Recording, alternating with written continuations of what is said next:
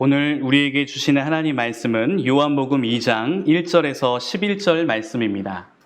우리 다 찾으셨으면 자리에 일어나셔서 하나님을 경외하는 마음으로 우리 한 절씩 교독하신 후에 마지막 11절은 합독하도록 하겠습니다. 사흘째 되던 날 갈릴리 가나에 혼례가 있어 예수의 어머니도 거기 계시고 예수와 그 제자들도 혼례의 청함을 받았더니 포도주가 떨어진지라 예수의 어머니가 예수에게 이르되 저들에게 포도주가 없다 하니 예수께서 이르시되 여자여 나와 무슨 상관이 있나이까 내 때가 아직 이르지 아니하였나이다. 그의 어머니가 하인들에게 이르되 너희에게 무슨 말씀을 하시든지 그대로 하라 하니라. 거기에 유대인의 정결 예식을 따라 두세 성묘는 돌 항아리 6이 놓였는지라.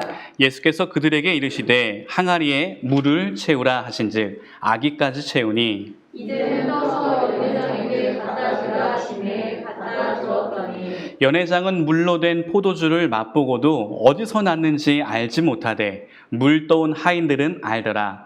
연회장이 신랑을 불러 말하기를 사람마다 먼저 좋은 포도주를 내고 취한 후에 낮은 것을 내거든 그대는 지금까지 좋은 포도주를 두었구나 하니라. 예수께서 이 표적을 갈릴리 가나에서 행하여 그의 영광을 나타내심에 제자들이 그를 믿으니라. 아멘. 감사합니다. 자리에 앉아 주십시오. 자, 우리 옆 사람과 인사할까요? 잘 오셨습니다. 은혜 받읍시다. 은혜 충만하게 받는 시간 되길 바랍니다. 계속해서 궂은 날씨가 연일 지속되고 있죠. 여러분 특별히 안전과 건강에 유의하시고요. 그리고 여름 사역이 지금 계속 준비되어 있는데 물론 우리가 실내에서 진행하긴 하지만 그래도 우리 오고 가는 발걸음 가운데 궂은 날씨 때문에 또 마음이 가려고 하는 동기를 무너뜨리면 안 되잖아요. 그러니까 우리 여름 사역에는 하나님께서 온 우주 만물을 창조하시니 맑은 날씨를 허락해 달라고 기도해 주시면 감사하겠습니다. 자, 오늘의 제목을 한번 읽어볼까요? 시작! 예수님의 첫 표적.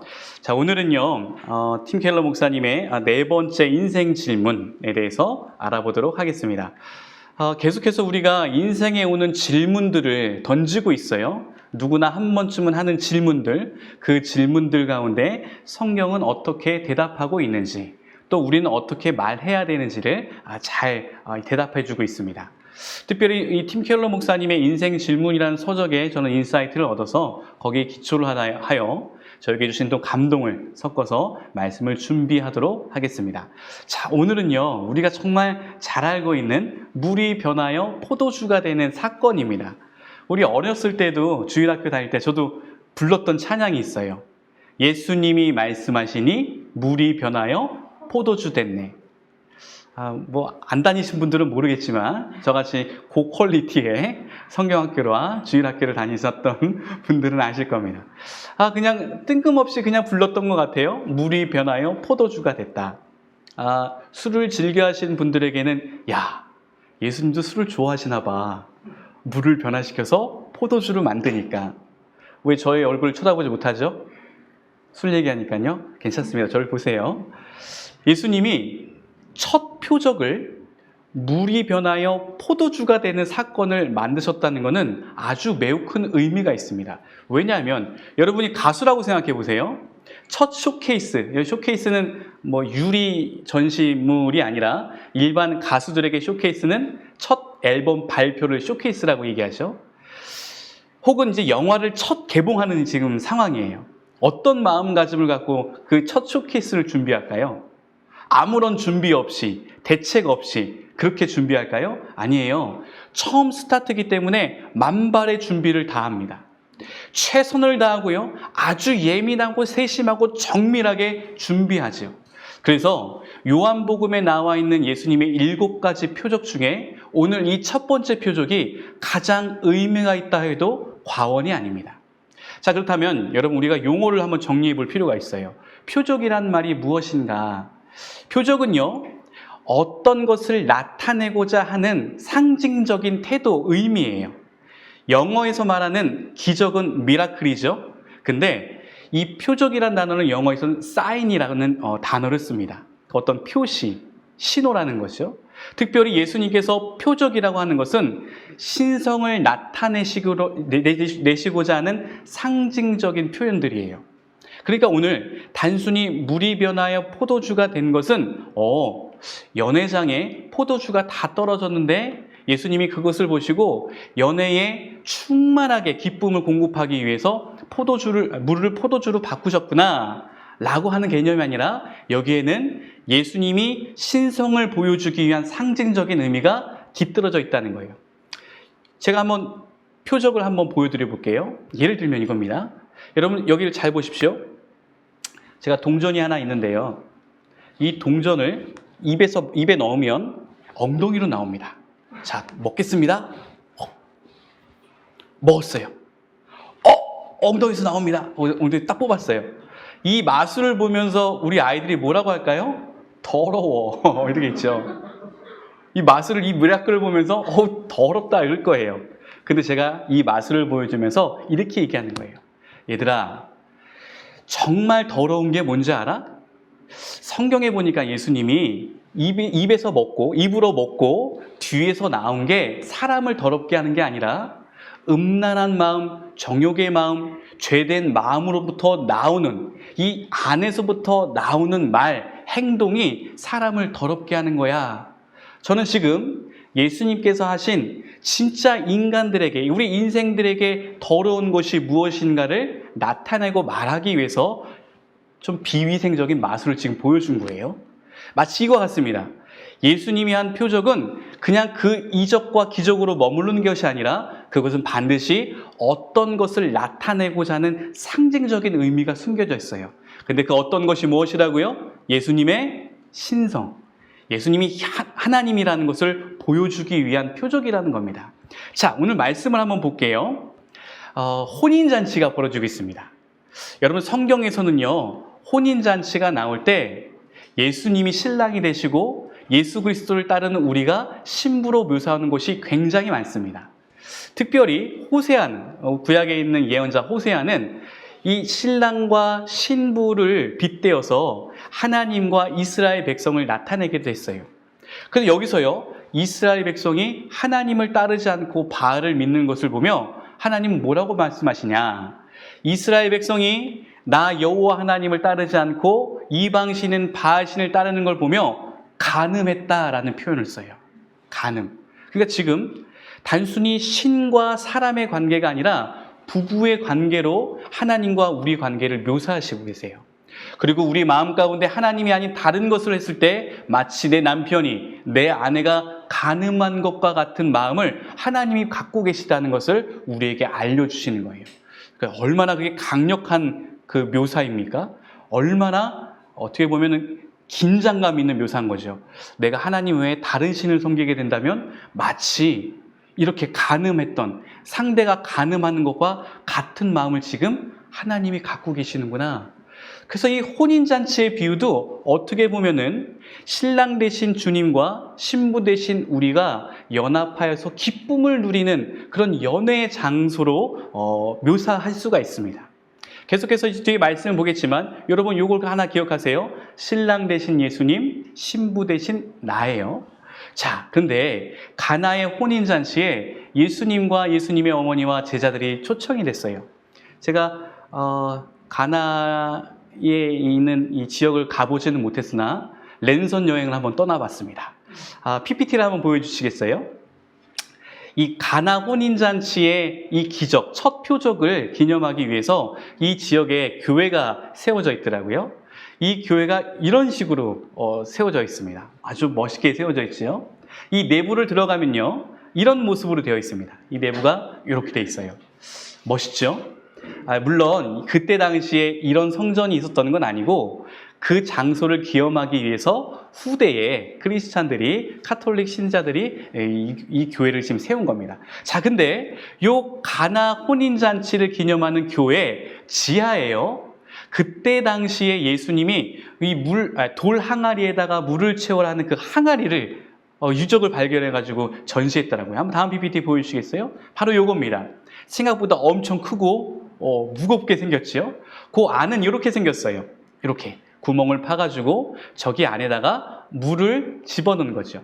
그래서 오늘 예수님께서는 저 돌 항아리에다가 물을 가득 채운 다음에 저 채운 물을 다음 PPT 한번 보여주시겠어요? 이렇게 6개의 그때 당시 통상적으로 운반할 수 있는 항아리에다가 담아서 연회장에게 갖다 주라는 거예요. 자, 여러분 이제 요 그림을 잘 그려보십시오. 저 큰 돌 항아리에다가 먼저 물을 가득 채운 다음에 운반할 수 있는 작은 독 항아리에다가 떠서 연회장에게 갖다 준 거예요. 자, 다시 한번 말씀으로 한번 돌아와 볼게요. 6절을 죄송합니다. 요한복음 2장 1절을 제가 한번 읽어보겠습니다. 사흘째 되던 날, 이 사흘째라는 것은 어떤 일이 있고 사흘이 지나는 거죠? 우리 전 시간에 배웠던 빌립과 나다나엘을 부르는 장면이에요. 그 나다나엘을 예수님께서 부르신 다음에 뭐라 그랬죠? 베델의 사건을 제가 암시하면서 오르락내리락 하늘과 땅이 이어지는 그 사다리, 돌계단, 내가 바로 하나님과 너희들을 이어줄 수 있는 메시아야 라는 것을 곧 볼 거야. 그러고 나서 지금 며칠이 지난 거예요? 사흘이 지났어요. 그렇다면 하나님께서 예수 그리스도를 통해서 사흘 후에 보여주고 싶은 영광이 있었습니다. 나타내 보이고 싶은 영광이 있었으니 그것이 바로 가나 혼인잔치라는 거예요. 자, 1절 읽어보겠습니다. 갈릴리 가나에 혼례가 있어 예수의 어머니도 거기 계시고 예수와 그 제자들도 혼례의 청함을 받았더니 포도주가 떨어진지라. 자, 여러분 제가 당시 그 팔레스타인 지역과 이스라엘의 결혼 풍습을 한번 말씀드려 볼게요. 우리랑은 좀 많이 다릅니다. 그리고 당시 그 지역마다 조금 차이는 있어요. 그래서 제가 여러 학자들의 견해를 합쳐서 공통적인 그 혼례를 한번 알려드릴게요. 제가 오늘 어느 마을을 가다가 혹은 같은 동네에 있는 어떤 여성과 마주쳤는데 너무 이쁜 거예요. 그래서 제가 그 여인을 찜해둡니다. 그러고 나서 집으로 돌아와요. 그리고 아버지에게 얘기해요. 아버지, 제가 지금 결혼할 수 있는데 정원녀를 찾았는데 그 여자를 데리고 올 수 있는 집창금을 좀 주십시오. 그럼 아버지가 저에게 신부를 데리고 있으면 집창금을 줘요. 그럼 저는 그걸 가지고 신부에게 갑니다. 그리고 신부에게 가서요, 신부에게 그 돈을 주고 그 마을 사람들에게 잔치를 베풀어줘요. 며칠 동안인 줄 아세요? 7일 동안. 상다리가 부러지겠죠? 근데 왜 이렇게 그때 당시 사람들은 혼례잔치를 7일 동안 하는가? 여기에는요, 우리가 알지 못하는 그들만의 아주 중요한 습관이 있습니다. 지금이야 우리가 이제 개개인이 있고 또한 1대1로 만나서 두 사람이 결혼하는 것에 불과했지만 당시에는요, 공동체성을 엄청나게 강조했어요. 그래서 남자와 여자가 결혼한다는 것은 어떤 의미냐? 그가 자녀를 낳고 또 그 자녀가 자녀를 낳으면서 우리 부족의 인구가 늘어나는 거예요. 늘어나면 어떤 일이 벌어지죠? 공동체가 많아지겠죠. 이 공동체가 더욱더 커질수록 어떻게 될까요? 경제적으로 튼튼하게 되겠죠. 경제적으로 뿐만이 아니라 군사적으로 튼튼한 공동체를 이룰 수 있어요. 그래서 단순히 한 남자와 한 여자가 결혼하는 것에 끝나는 것이 아니라 이것은 마을의 명예와 그다음에 마을의 어떻게 보면 미래를 결정짓는 사건입니다. 혼례라는 거죠. 그러니까 결혼을 하는 그 자체에 7일 동안 가는 거는 뭐 과하지 않을 수도 있어요. 왜냐하면 이 혼례를 잘 치름으로 우리 부족의 미래가 아주 탄탄하고 아주 그 뭐라 그럴까요? 청사진과 같은 그런 설계도를 그리는 그런 사건이기 때문에 아주 기쁨이 넘치는 사건입니다. 그래서 이 신랑이 신부에게 그 돈을 주고요. 마을 사람들에게 7일 동안 연회를 베푸는데 여기서 중요한 게 있어요. 그 마을에 연회를 베푸는 연회장이 있습니다. 그러니까 모든 것들을 디렉팅하고 모든 것들을 움직이는 프로듀싱하는 그런 사람이겠죠. 그래서 이 연회장의 임무는 무엇이냐? 7일 동안 우리 공동체가 아주 축제의 분위기를 느낄 수 있도록 잘 계획하는 거예요. 근데 오늘 문제가 생겼어요. 포도주가 끊겼어요. 며칠이 지난지는 모르겠으나 포도주가 없다라는 겁니다. 지금과 좀 다른 개념인데요. 단순히 술이 없다라는 표현보다 그들에게 최고로 즐길 수 있는 음식이 없다라고 생각하시면 돼요. 그러면 난리가 나겠죠? 왜 난리가 나는가? 여기 또 한 가지 그들의 풍습 중에 명예라는 게 있습니다. 여러분, 아직도 여기 중동 지방의 나라들은 명예살인이라는 것을 해요. 우리 가정의 가족 구성원 중에 우리 가문의 명예를 실추시키는 사람이 있으면 죽입니다. 아주 잔인하지요. 근데 그들의 풍습과 문화에서는 그 명예가 목숨보다도 중요했기 때문에 아주 당연한 거였었어요. 여러분 생각해 보십시오. 우리 공동체가 지금 미래의 청사진을 위해서 연회를 베풉니다. 다 오십시오. 해가지고 주변의 마을 사람들이 다 왔어요. 그리고 이 잔치가 성황리에 끝나야지만 저 조간의, 저 김간의, 저 이간의 마을은 앞으로 정말 튼튼한 마을이 되겠구나. 그래서 다 축복해주고 떠나겠지요? 근데 축제가 중간에 끊기게 된다면 어떻게 되겠어요? 소문난 잔치에 먹을 거 없다더니 이 조간에 별거 아니네. 아유, 저 미래 안 봐도 뻔하다. 명예가 실추되는 거예요. 단순히 음식이 끊긴 게 아니라 내 명예, 그 당시에 불악의 구성원들의 존폐 여부가 달려있는 아주 위기의 사건입니다. 포도주가 끊겼어요. 그때 예수님의 어머니가 예수님을 찾아갑니다. 이때까지만 해도 예수님이 참 하나님이라는 것을 마리아는 느끼지 못했을 거예요. 근데 중요한 것은 좀 남다른 아이구나 라는 것을 생각했던 것 같아요. 그래서 예수님께 찾아가요. 오늘 말씀을 다시 한번 보겠습니다. 2장 3절을 제가 읽어볼게요.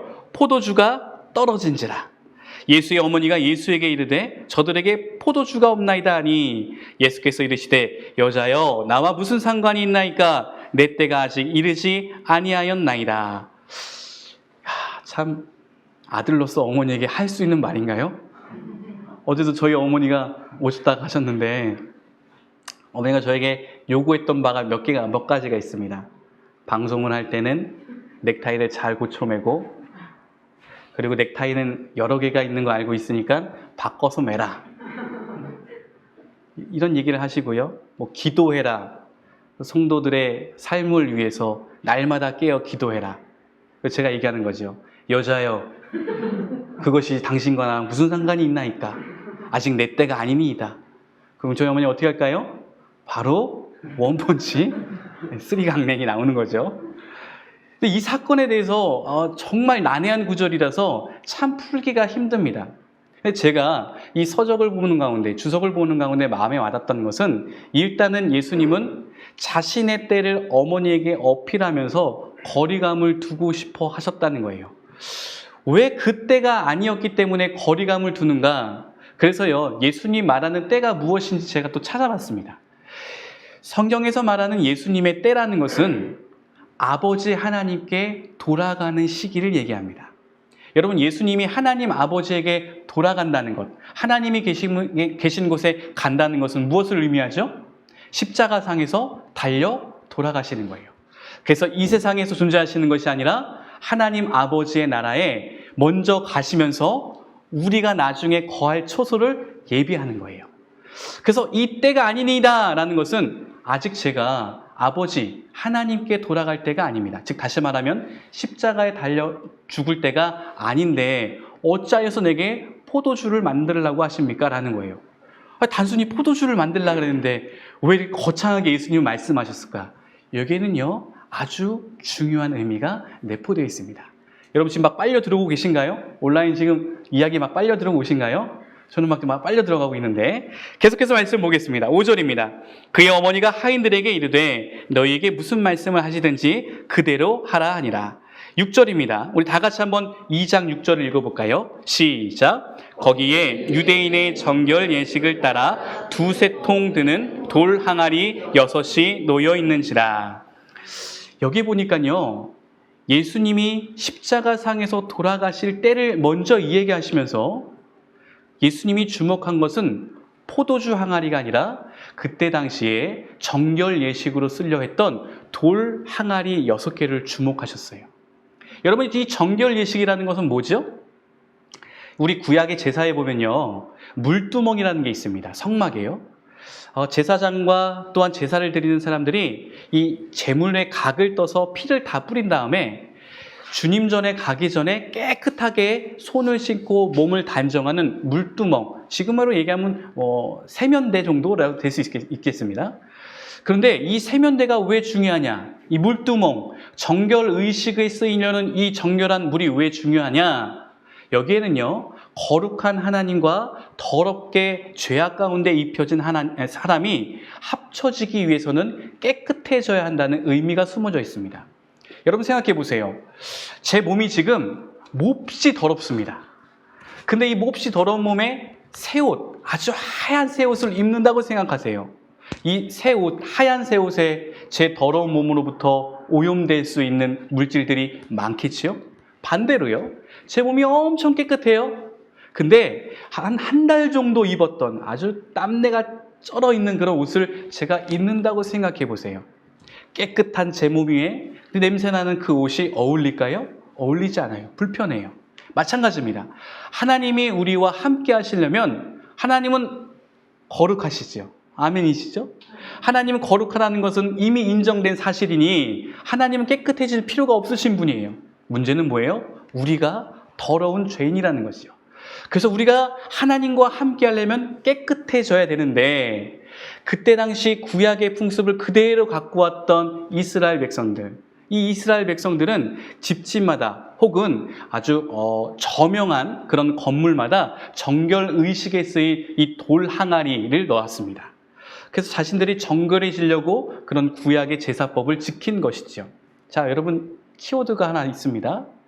예수님은 지금 돌 항아리를 집중하셨어요. 즉, 포도주를 채움에 있어서 정결이라는 의미를 보여주고 싶으신 것 같아요. 그래서 그 정결 예식에 쓰려고 했던 돌 항아리에 물을 가득 채우라고 말씀하십니다. 그리고 그 돌 항아리에 있는 것을 떠다가 연회장에게 갖다 주래요. 자, 연회장은 물을 마셨을까요? 포도주를 마셨을까요? 말씀을 계속 보겠습니다. 7절입니다. 우리 7절을 2장 7절을 다 같이 한번 읽어봅니다. 시작. 예수께서 그들에게 이르시되 항아리에 물을 채우라 하신즉 아기까지 채우니 이제는 떠서 연회장에게 갖다 주라 하심에 갖다 주었더니, 자, 9절에 연회장이 이 물로 된 포도주를 물 마시는 것처럼 마셨겠죠. 우리가 볼 때는 어때요? 야, 아직 바뀐지 잘 몰라요. 아직 잘 바뀐지 모릅니다. 근데 떠다 주라 그래서 떠다 준 거예요. 떠다 줄 때는 물인 것 같은데 연회장이 딱 마시자마자 어떤 일이 벌어졌느냐? 포도주로 변하는 사건이 나타났어요. 이것은 단순히 예수님이 술을 좋아했기 때문에 많은 사람에게 술 취하게 한다는 게 아니라는 걸 여러분 기억하세요. 오해하지 마십시오. 여러분, 혹시라도 오늘 저녁에 이렇게 생각이 나시는데 세숫대에다가 물을 떠놓고 오늘 주님이 해주셨던 것처럼 정결의식 가운데 했던 세숫대에다 놓고 기도하신 다음에 드시면 배탈 납니다, 여러분. 오늘은요, 그런 의미가 아니었어요. 물이 갑자기 포도주를 변했고요, 연회장은 그걸 마시면서 이렇게 얘기합니다. 우리 9절을 다 같이 한 번 더 읽어보겠습니다. 시작. 연회장은 물로 된 포도주를 맛보고도 어디서 났는지 알지 못하되 물떠온 하인들은 알더라. 연회장이 신랑을 불러 10절입니다. 말하되 사람마다 먼저 좋은 포도주를 내고 취한 후에 낮은 것을 내거늘 그대는 지금까지 좋은 포도주를 두었도다 하니라. 아멘. 연회장이 딱 맛을 보는데요, 최고의 품질의 포도주였던 거예요. 그래서 신랑을 부릅니다. 야, 내가 여태까지 많은 연회를 주도 쪽으로 주최해서 행사를 진행했었는데 거의 대부분이 이 7일 동안 좋은 포도주를 내오지 못하기 때문에 전반부에는 좋은 포도주로 이들로 하여금 취하게 하고, 이 취했으니까 미각을 익었을 때는 그 끝에 후반부에는 안 좋은 포도주를 내오는데, 너는 정말 처음부터 끝까지 좋은 포도주를 내는구나. 자, 여기까지 보면요, 앞서서 우리가 말한 것을 이렇게 연결시켜 보면 기쁨과 명예가 수치로 바뀔 수 있는 위기의 상황이 어떻게 바뀐 거예요? 다시 기쁨과 명예를 회복하는 사건으로 바뀐 거예요. 다시 한번요. 포도주가 끊어졌을 때는 명예가 실추되고 기쁨이 사라지고 슬픔과 수치가 밀려오는 위기였는데, 예수님이 그것을 지금 어떻게 바꾸신 거예요? 다시금 명예를 회복시키시고 수치가 아닌 기쁨과 또한 슬픔이 아닌 최고의 낙을 누릴 수 있는 상황으로 변화시켜 주신 거예요. 자, 오늘 이 본문을 보면요, 참 신기하게 신랑과 신부가 주인공이 아닌 것 같아요. 가나의 혼인잔치임에도 불구하고 신랑은 누구더라? 신부는 누구더라? 혹은 연회장은 대사 한마디예요. 오늘 이 가나의 혼인잔치의 주인공은 누구라고 생각하십니까, 여러분? 솔 형제? 가나 혼인잔치 오늘 주인공이 누군 것 같아요? 그렇죠, 예수님이에요. 아, 예수님이 가나 혼인잔치의 주인공이신데, 이 가나의 혼인잔치를 주도적으로 주최하시고 이끄는 연회장은 누구예요? 예수 그리스도예요. 아, 가나의 어떤 부락의 어떤 한 사람이 가나 혼인잔치의 연회장이 아니라 이 연회의 연회장은 예수님이구나 라는 것을 오늘 기사에서 알 수 있어요. 바꿔 말하면 예수님만이 우리 삶 가운데 진정한 기쁨을 주시는구나. 예수님만이 우리 삶 가운데 내 실추됐던 명예, 여러분 우리가 제일 실추됐던 명예는 뭔지 아세요?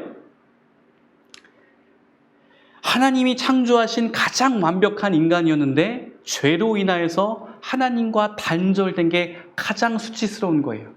그래서 그리스도인임에도 불구하고 세상 사람과 구별되지 못하고, 이게 세상 사람인지 그리스도인인지 이 영혼의 아버지가 하나님인지 마귀인지를 모르는 거예요. 이게 가장 불명예스러운 사건입니다. 근데 주님께서 그 수치를 다시금 명예롭게 회복시키는 사건이 오늘 여기에 나와 있어요. 그리고 뿐만 아니라 예수님은요, 구약에서도요, 예수님이 즉 다시 말하면 하나님이 우리에게 베푸시는 그런 놀라운 기쁨의 장소를 이 혼례잔치에 비유한 본문들이 여럿 있습니다. 그 중에 한 본문은 우리 한번 찾아볼게요. 이사야서 25장 6절과 8절입니다. 이사야서 25장 6절과 8절. 제가 준 성경에서는 여호와께서 연회를 베푸시리라 라는 소제목이 달려 있는데요, 제가 요 이사야서 25장 6절과 8절을 표준 세번역으로 바꿔서 오늘 준비해 봤습니다. 여러분 성경을 펴시고 귀로는 제 음성을 들으시고 눈으로는 여러분의 성경을 보십시오. 제가 한번 읽어보겠습니다. 이사야서 25장 6절에서 8절. 만군의 주께서 이 세상 모든 민족을 여기 시온산으로 부르셔서 풍성한 잔치를 베푸실 것이다. 기름진 것들과 오래된 포도주, 제일 좋은 살코기와 잘 익은 포도주로 잔치를 베푸실 것이다. 또 주께서 이 산에서 모든 백성이 걸친 수의, 여기 수의라는 건 죽은 사람이 입는 그런 슬픔에 오신 것이죠. 백성이 걸친 수의를 찢어 벗기시고 모든 민족이 입은 수의를 벗겨서 없애실 것이다. 주께서 죽음을 영원히 멸하신다. 주 하나님께서 모든 사람의 얼굴에서 눈물을 말끔히 닦아주신다. 그의 백성이 온 세상에서 당한 수치를 없애주신다. 이것은 주께서 하신 말씀이다. 그날이 오면 사람들은 이런 말을 할 것이다. 바로 이분이 우리의 하나님이시다. 우리가 하나님을 의지하였으니 하나님께서 우리를 구원하신다. 바로 이분이 주님이시다. 우리가 주님을 의지한다. 우리를 구원하여 주셨으니 기뻐하며 즐거워하자. 아멘. 마찬가지로 오늘 이사야 선지자가 하나님께서 주신 말씀을 그대로 대언하는데 어떻게 얘기해요? 혼인잔치에 비유하고 있어요. 여러분, 우리의 인생 가운데 한 가지 드는 질문이 있습니다. 진짜 낙은 무엇이지? 내가 세상을 살아감에 있어서 진짜 기쁨은 무엇이지? 지난 금요일 날도 우리 많은 청년들이 금요 예배에 왔었어요. 금요 기도회. 그래서 제가 그 많은 청년들과 함께 진정한 기쁨에 대해서 공유했었습니다. 대표로 우리 회장 김솔 형제가 이런 얘기를 했어요. 인생의 기쁨을 위해서 최선을 다하려고 하는데 그 기쁨을 위해서 달려가는 인생이 기쁘지 않고 슬프거나 아플 때가 더 많다라는 거예요. 잘 보세요. 내가 돈을 쟁취하면 기쁠 것 같아서 최선을 다해서 돈을 쟁취하고 싶은데 오히려 돈 때문에 상처받고 마음 상한 일이 더 많더라는 거예요. 명예가 내 삶 가운데 기쁨을 줄 것 같아서 그 명예를 향해서 최선을 다해서 하려고 하고 또한 명예가 주어졌음에도 불구하고 명예 때문에 삶이 편안하기보다는 명예 때문에 더 고민하고 의중에 빠져 있을 때가 더 많더라는 거예요. 예뻐지기 위해서 최선을 다해서 미를 추구하는데 미를 추구하면 추구할수록 한이 없이 더 아름다워지고 싶은 욕망에 빠져버린다는 겁니다. 여러분, 그렇다면 우리 인생에 드는 인생의 질문, 진짜 기쁨은 무엇이지? 바로 주님이 주시는 참된 기쁨이 우리의 진정한 기쁨이라는 것을 기억하십시오. 자, 첫 번째, 오늘 첫 번째 이적 가운데 주님이 말씀하시는 것은 내가 진정한 연회장이야. 두 번째는요, 이 기쁨을 주기 위해서 했던 사건을 다시 한번 제가 되돌려 보겠습니다. 여러분, 이 가나 혼인잔치에 기쁨이 주어졌을 때 그냥 기쁨이 주어진 게 아니었어요. 정결 예식을 위해 예비했던 돌 항아리를 거쳤습니다. 이것은 무슨 말이죠? 우리가 깨끗해지는 작업이 있어야지만이 기쁨을 누릴 수 있는데 그것은 물이 아니라 포도주였어요. 여러분, 구약을 지나 신약에 가서 보면요, 신약의 마지막에 예수님이 포도주를 떠서 제자들과 이렇게 말씀하십니다. 이 잔에 따라진 포도주는 단순히 포도주가 아니라 내가 너희를 살리려고 너의 생명을 위해 내어주는 나의 피니라. 포도주가 그런 의미가 있는 거예요. 단순히 포도주는 먹고 취하는 그런 술, 음료에 지나지 않고요, 예수님은 그것이 예수님의 피라고 말씀하셨어요. 그리고 그 피로 말미암아 우리가 깨끗하게 정결하게 씻음 바 되어진다고 말씀하십니다. 잔인한가요? 기독교라는 종교는 자꾸 피를 얘기해. 여러분, 그런데요, 이건 잔인한 게 아닙니다. 왜냐하면요, 죄는 곧 죽음을 의미하기 때문에 그래요. 죄를 지면 형벌을 받아야 되는 게 당연합니다. 우리 경찰인 청년이 있습니다. 경찰인 청년 맞죠? 죄를 졌으면 벌을 받아야죠. 그렇죠? 이건 당연한 거예요. 죄를 졌는데 벌을 받지 않는다는 것은요, 그 죄인에게 또 다른 죄를 하게 내버려 두는 아주 위험한 방편입니다. 그럴 때 우리는요, 죄인들을 색출해서 꼭 벌을 줘서 다시는 죄를 짓지 못하게 해야 돼요. 그 형벌, 그 벌이 죽음을 의미합니다. 그런데 우리는 지금 살아있어요. 성경에서 말하는 죄란 무엇이었죠? 내가 도덕률로 잣대, 그 도덕률의 잣대를 대서 내가 오늘 신호 안 지켰네? 함부로 쓰레기 버렸네? 욕했네? 누군가에게 해를 입혔네? 이게 아니었죠. 성경이 말하는 죄는 하나님에서부터 멀어지는 게 죄입니다. 내 마음이 하나님에서 멀어지는 게 죄예요. 하나님과 끊어져 있는 게 죄예요. 창세기 3장에 보니까요, 아담과 하와가 죄를 짓습니다. 하나님의 명령을 거부하지요. 이건 무슨 말입니까? 하나님과 나는 이제 상관하지 않겠다. 상관이 없는 사람이라고 하는 건 똑같아요. 죄의식이 들어왔습니다. 아담과 하와가 선악과를 따먹은 즉시 그들이 어떤 행동을 했는가? 자신의 몸이 부끄러워 수풀에, 덤불에 숨어버립니다. 하나님이 부르세요. 아담아, 하와야, 너가 어딨냐? 하나님, 제가 지금 벗어서 부끄러워서 하나님 앞에 나갈 수가 없습니다. 너가 벗고 부끄럽게 했던 알게 했던 근원이 어디 있느냐 물어보세요. 아담과 하와가 이렇게 얘기합니다. 제가 제 몸이 벗어서 부끄러운 이 수치를 알게 해준 것은 저 뱀이었습니다. 결론적으로 그렇게 얘기해요. 즉 다시 말하면 죄가 들어오게 되면요, 하나님 앞에 설 수 없는 죄가, 내 죄가 드러나 부끄럽게 돼 있어요. 그래서 자꾸 숨고 싶지요. 하나님이 그들을 부르십니다.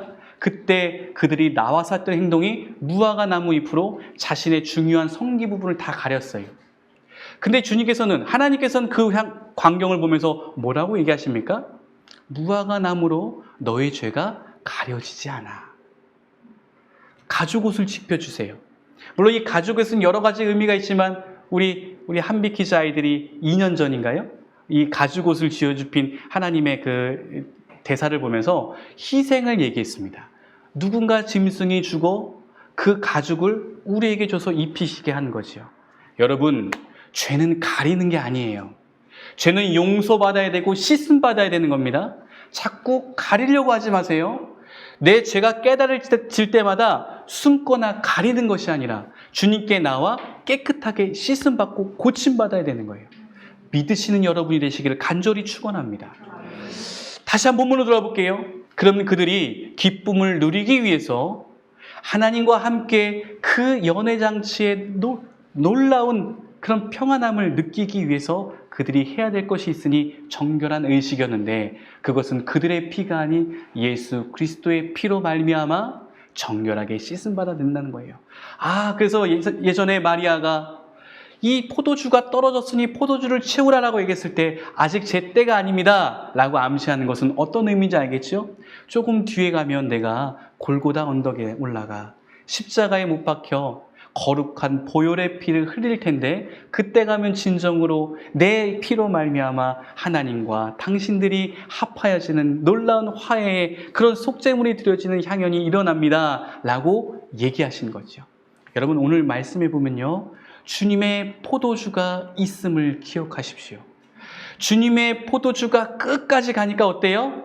그 연회가 끝까지 기쁜 거예요.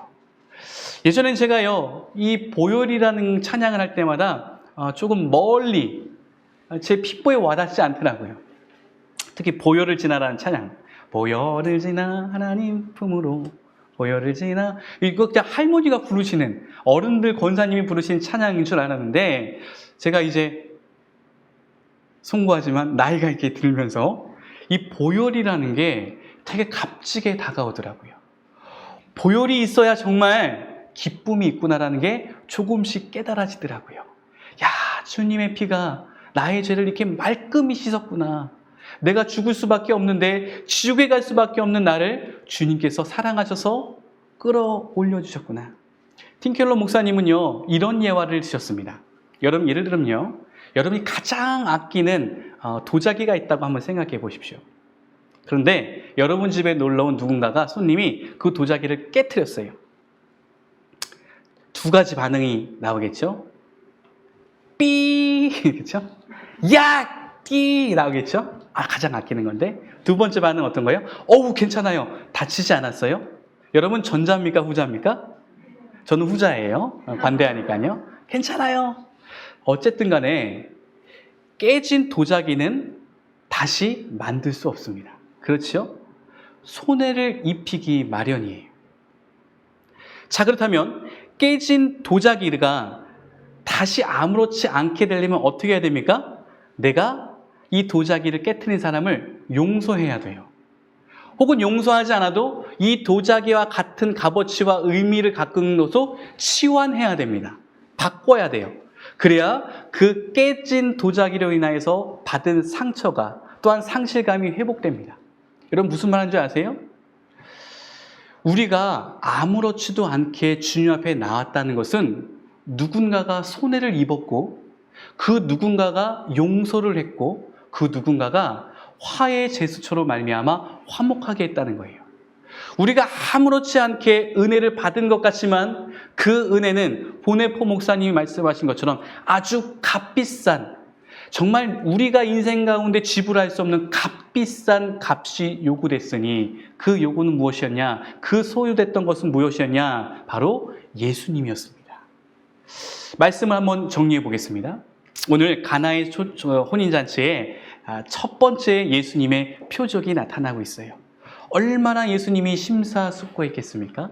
그 심사숙고했던 예수님의 첫 표적은 예수 그리스도의 보혈, 그 보혈로 말미암아 우리가 정결하게 씻음받고 또한 정결하게 씻음받은 내가 영원한 기쁨을 만끽할 수 있다는 놀라운 복음의 메시지예요. 그래서 오늘 이 표적을 베푸시고 난 다음에 오늘 가나 혼인잔치의 마지막 피날레를 장식할 결론이 이렇게 기록되어 있습니다. 제가 요한복음 2장 11절을 읽어보겠습니다. 예수께서 이 첫 표적을 갈릴리 가나에서 행하여 그의 영광을 나타내심에 제자들이 그를 믿으니라. 아멘. 그럼 이 사인은 결국 예수님이 우리를 구원하신다는 복음의 메시지며 그 복음을 통하여 많은 사람을 믿게 하려는 표적이었구나. 제가 요한계시록 21장 2절과 요한계시록 19장 9절을 한번 여러분에게 봉독해 올리겠습니다. 여러분은 화면을 보시면 좋을 것 같아요. 요한계시록 21장 2절입니다. 내가 보매 거룩한 성 새 예루살렘이 하나님께로부터 하늘에서 내려오니 그 준비한 것이 신부가 남편을 위하여 단장한 것 같더라. 요한계시록 19장 9절입니다. 천사가 내게 말하기를 기록하라. 어린 양의 혼인잔치를 청함을 받은 자들은 복이 있도다 하고 또 내게 말하되 이것은 하나님의 참되신 말씀이라 하기로. 아멘. 주님은 오늘 저와 여러분을 가나 혼인잔치에 초대하고 계십니다. 이 가나의 혼인잔치에 초대된 저와 여러분은 기쁨을 담보하고 기쁨을 만끽할 수 있는 그런 요소들로 꽉 차 있습니다. 여러분, 단순히 인생을 즐김으로 기쁨을 얻는 것이 아니라 예수 그리스도의 보혈을 의지함으로 참된 기쁨을 누리시는 저와 여러분이 되기를 간절히 소망합니다. 끝으로요, 이스라엘의 가나 혼인잔치 마지막을 제가 얘기해 드릴게요. 이 신부를 통해서 일주일 동안 연애를 베풉니다. 그리고 신랑이요, 이건 물론 순서는 좀 바뀔 수 있는데 신부에게 아주 값비싼 포도주 한 잔을 갖다 준대요. 신부에게 명대사를 날립니다. 이거 마시면 나랑 결혼하는 거야? 신부가 그 잔을 취하면 이제 혼례가 형성되는 거예요. 여기서 끝나는 게 아니라 남편 된 사람이 다시 집으로 가서요, 아내를 맞이할 처소를 만듭니다. 예수님도 똑같이 우리에게 말씀하셨어요. 주님 어디 가십니까? 난 아주 가는 게 아니야. 잠시 하나님 아버지의 나라에 가서 너희들이 나중에 올 처소를 예비하러 가노라. 주님이 이렇게 말씀하세요. 승천하시면서 제자들에게 내가 지금 너희들이 거할 처소를 예비하러 가는 거야. 완벽히 신랑 되신 예수님과 완벽히 신부된 우리를 비유를 통해서 예수님이 말씀하시는 거예요. 주님은 우리를 위하여 지금 처소를 예비하러 가셨습니다. 그리고 이제 언제 오실지 모르겠으나 반드시 오셔서 우리를 예비하신 처소로 이끌어 가시고 인도해 주실 거예요. 믿으시면 아멘 하십시오. 이 가나 혼인잔치에 초대된 여러분, 그리고 처소를 예배하러 가신 주님, 그 주님은 반드시 우리에게 오십니다. 우리에게 필요한 건 뭐예요? 깨어서 신랑 되신 예수가 그 처소를 마련하고 다시 나에게 올 거라는 소망을 품고 살아가는 믿음이에요. 두 눈을 감아 봅시다. 오늘 기도할 때 나의 참된 기쁨이 어디서 오는지 기억하시고 이렇게 결단합시다. 주님, 처소를 예비하시고 다시 오실 주님을 신부된 내가 기쁨으로 기다리고 인내하면서 소망 가운데 기다리겠사오니 늘 주님만 바라보고 그 귀한 기쁨이 넘치는 그 귀한 시기를 맛볼 수 있도록 인도하여 주시옵소서. 우리 다 같이 한 목소리로 결단하며 나아갑시다. 기도하겠습니다.